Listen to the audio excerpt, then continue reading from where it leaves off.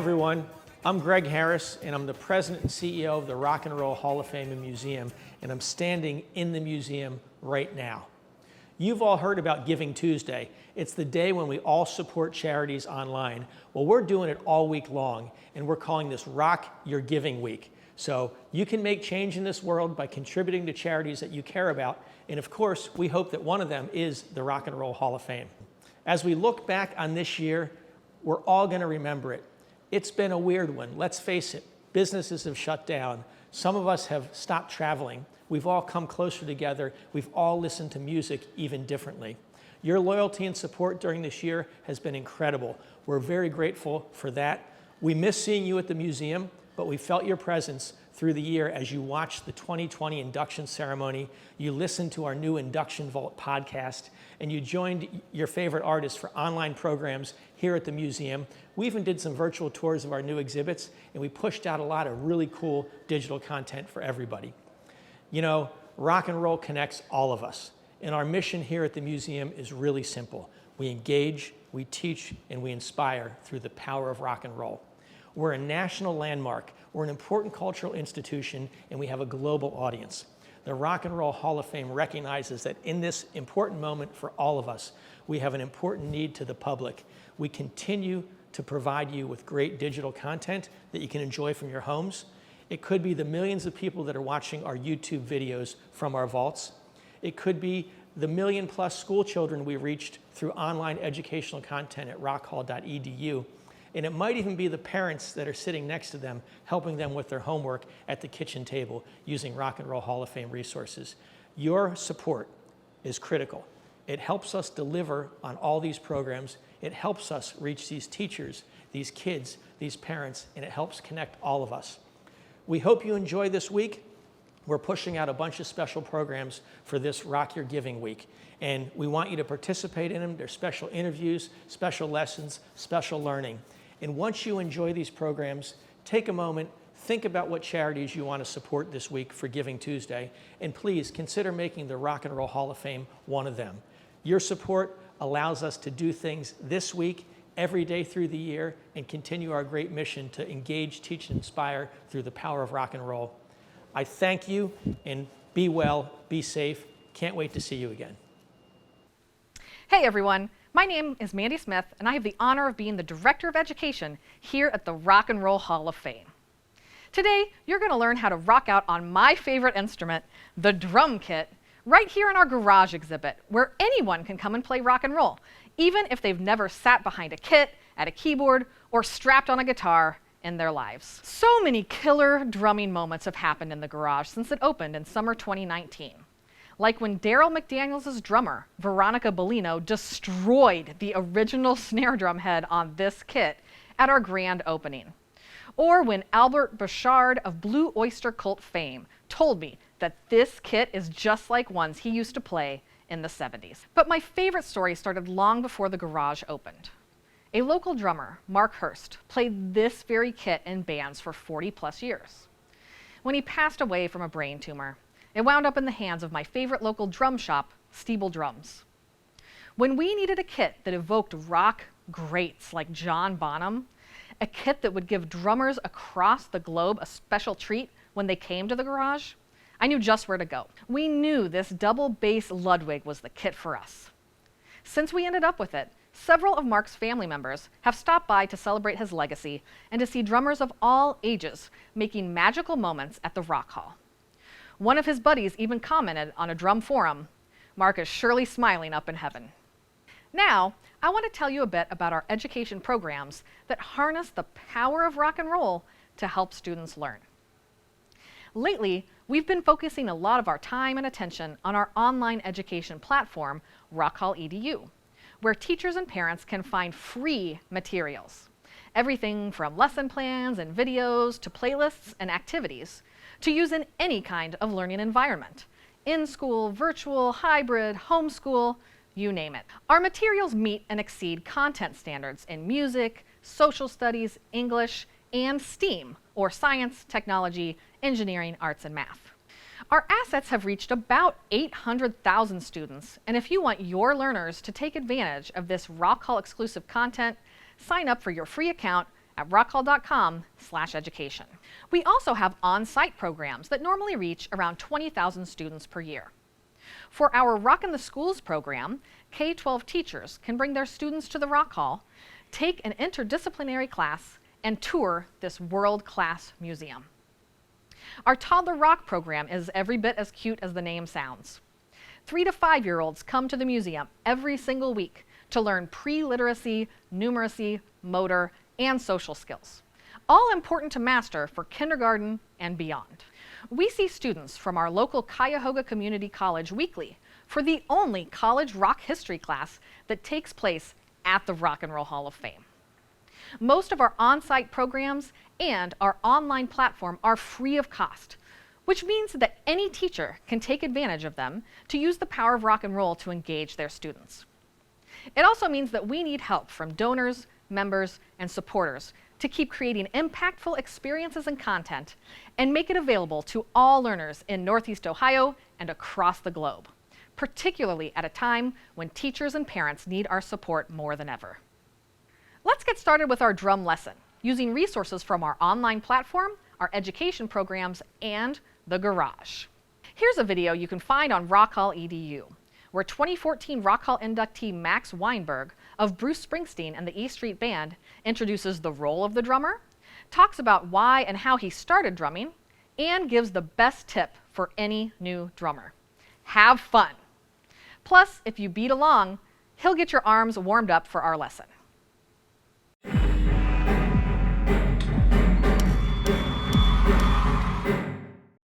Hi everybody, I'm Max Weinberg. I play the drums. It's great to play any musical instrument, but I gravitated towards the drums because I had a lot of nervous energy.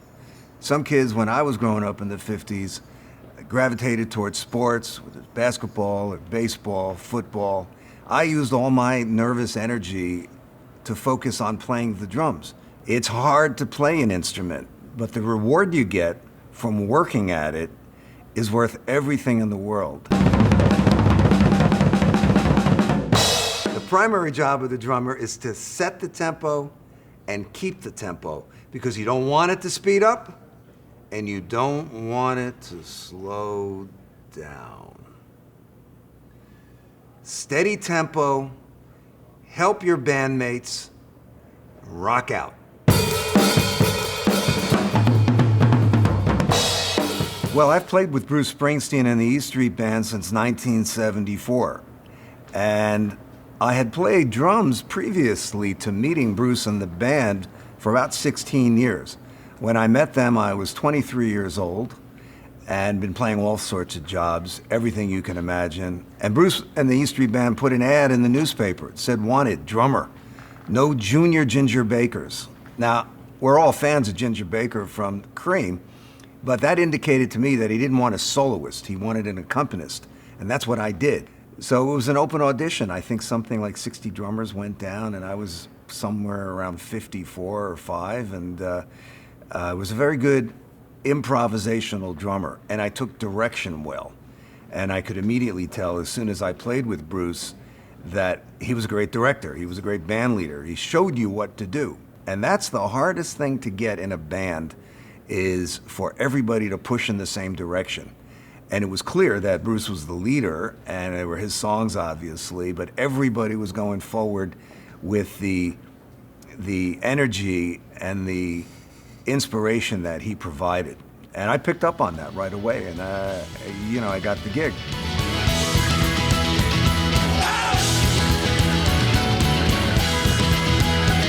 To me, being in the Rock and Roll Hall of Fame is to be delighted to see my name in the same organization as so many of the people I admired growing up, who inspired me to become a drummer, and in some cases inspired me to become a better drummer.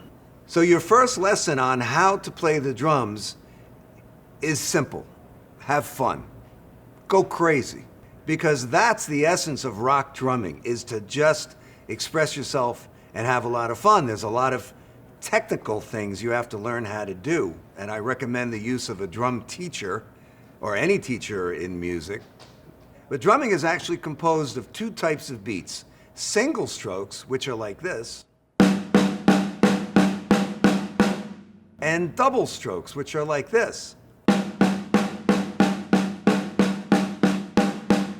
You start out really, really, really, really slow, so you can feel what it's like. And you try to make each beat equal. So when you start slow, you can eventually do this. It's hard to imagine life generally without music, whether it's rock and roll, classic music, jazz. In every culture of the world, you will find some expression of music. And I think it's wonderful when young people can learn how to express themselves through the practice and study and the heartbreak and the joy of playing a musical instrument.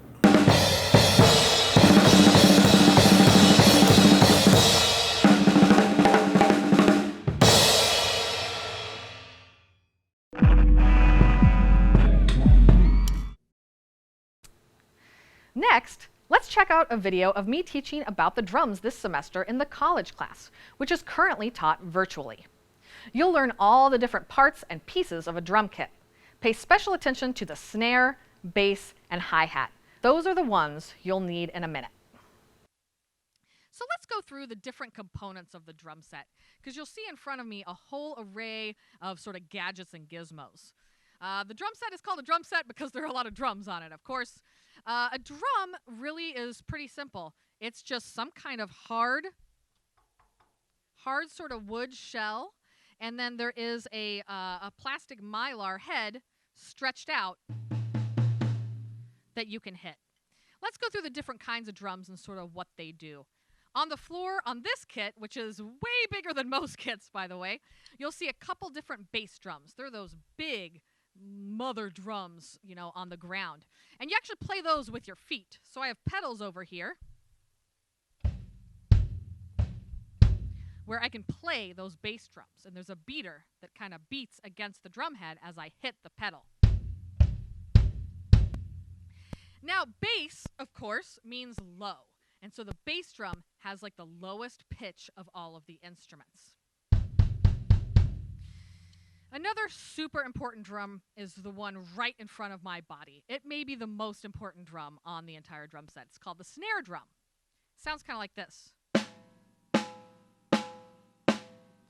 Now, what makes the snare drum special is that it has these things called snares on it.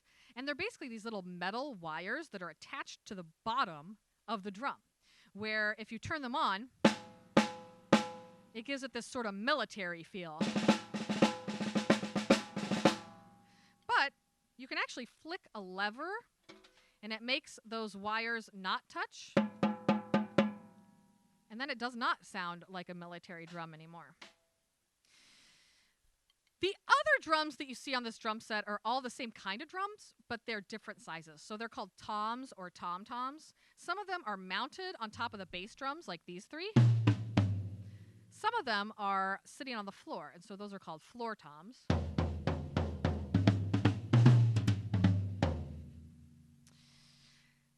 In addition to the drums, you have cymbals. All of these shiny things around me. There are a few different kinds of cymbals. The three most common are the crash cymbal, the ride cymbal, which you want to ride on,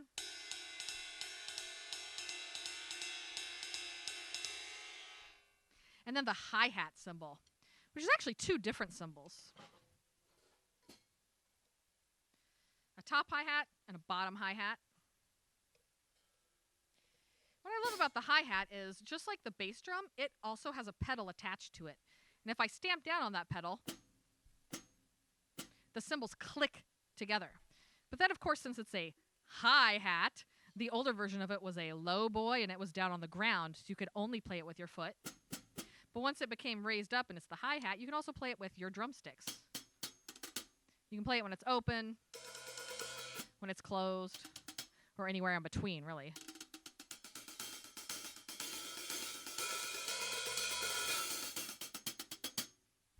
Now, each of these drums and cymbals has a different role to play in the musical texture. The bass drum and the snare drum, they're basically like best friends ever, and they just kind of like to talk to each other. Boom, cha, boom, cha.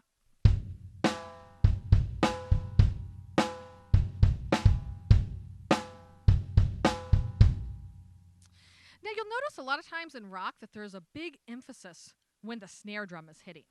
And if you think about meter in rock, which we talked about as being usually able to be counted in 4, like 1, 2, 3, 4, 1, 2, 3, 4. A lot of times there's an accent on the snare drum on 2 and 4, and that's called the backbeat.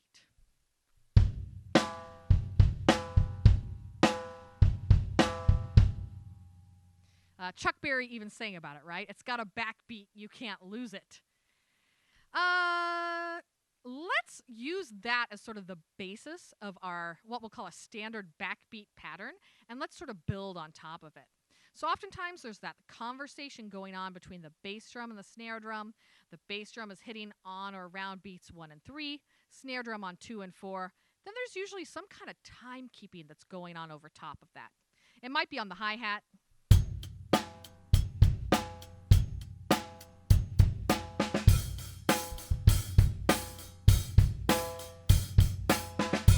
It might be on a ride cymbal.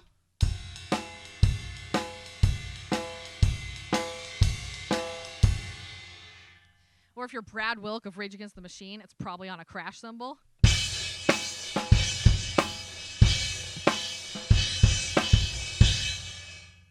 If you want sort of a dirtier sound, you might go to the toms.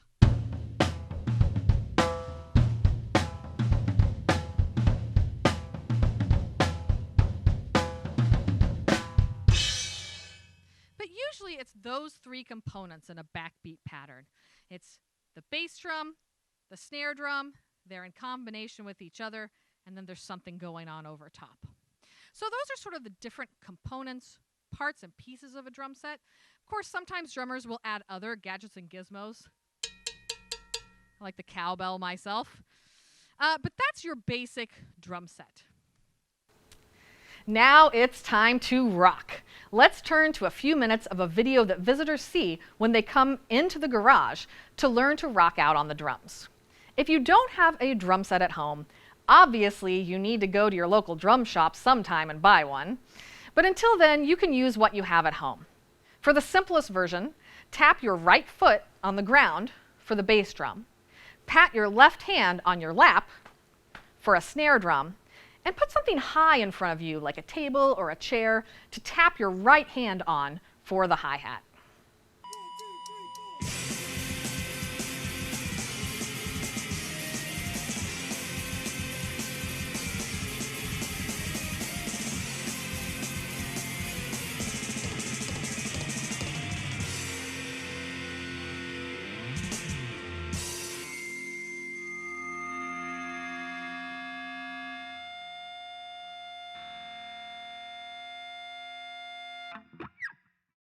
Hey, my name is Mandy. Welcome to the garage at the Rock and Roll Hall of Fame, where it's your turn to play.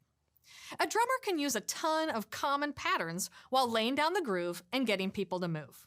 In this session, you're going to learn how to play a rock backbeat pattern to Green Day's Boulevard of Broken Dreams.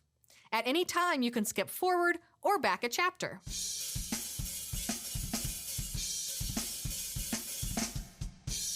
The backbeat is an emphasis on every other beat in a measure of 4, or 1, 2, 3, 4, 1, 2, 3, 4.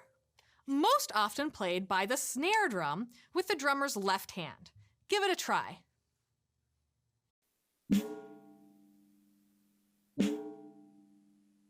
The drummer uses their right foot on the bass drum to create a conversation with the backbeat.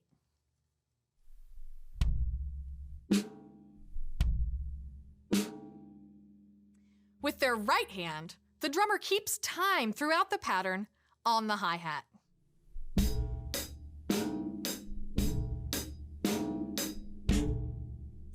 Let's break it down and take it 2 limbs at a time, starting with your right foot on the bass drum and left hand on the snare.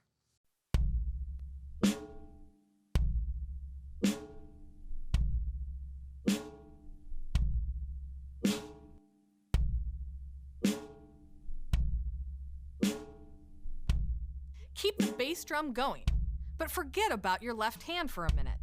Add in the hi-hat with your right hand.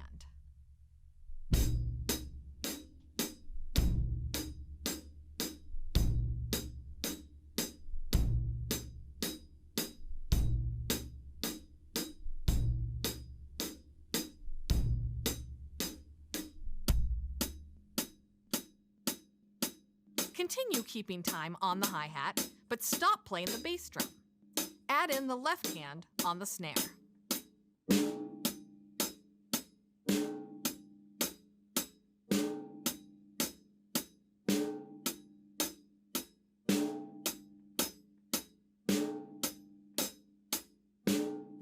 When you're ready, add the bass back in, being sure to check in on each individual limb periodically to make sure it's doing what it's supposed to.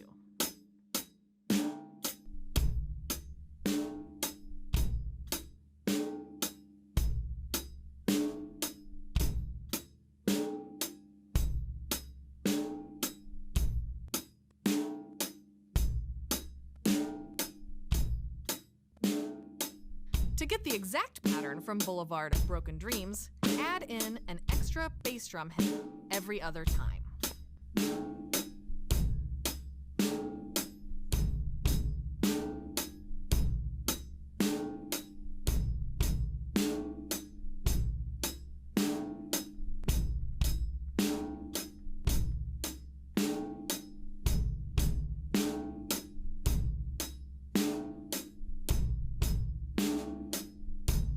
Did you have fun? Did you nail it? I'm guessing some of you found out that you were born to drum, and others learned to appreciate the coordination and groove necessary to play this instrument. In the last part of the video lesson, visitors get to drum along to Green Day's Boulevard of Broken Dreams.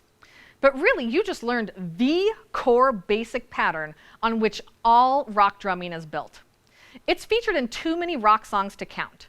Everything from Sex Pistols' Anarchy in the UK to Whitney Houston's I Will Always Love You.